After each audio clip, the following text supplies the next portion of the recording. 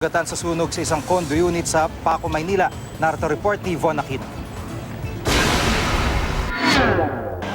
Nasunog ang isang condominium unit sa loob ng Emilio Aguinaldo College Compound sa Paco, Maynila pasado 1:00 ng madaling araw.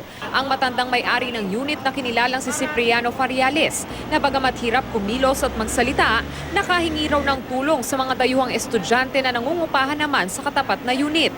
Kwento ng dayuhang estudyante na si Pranav Ramnath, nagpapahinga na raw sila ng kumatok ng malakas sa matanda para manghingi ng tulong. I immediately ran, got a bucket of water, and you couldn't enter the place.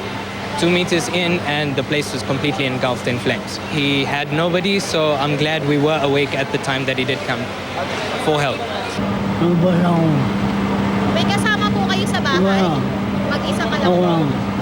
Agad namang nakalabas sa mga tenant ng gusali, pero 2 ang bahagyang nasugatan matapos madilaan ng apoy sa tenga at braso. Paglabas ko po kasi malakas na po yung apoy. Kaya po paglabas ko po ginising ko na po yung kapatid ko, kaya sabi ko lumabas na lang po kami. Ayon sa BFP, posibleng electrical wiring ang sanhi ng sunog, bagamat wala raw appliances sa loob ng unit.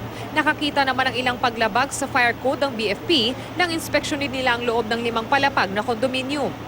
Ang kailangan natin din is fire sprinkler, yung automatic fire sprinkler system, at saka yung standpipe. Wala akong nakita sa taas.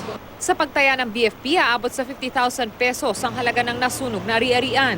Wala namang nadamay na unit sa sunog na umabot sa ikalawang alarma at tuluyang naapula 2:00 ng madaling araw. Paalala ng BFP sa mga may-ari ng paupahan, Sa mga ganitong mga paupahan, dapat po mag-comply tayo sa mga requirement ng ating gobyerno.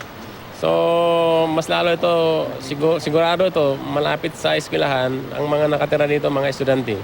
Von Aquino, GMA News.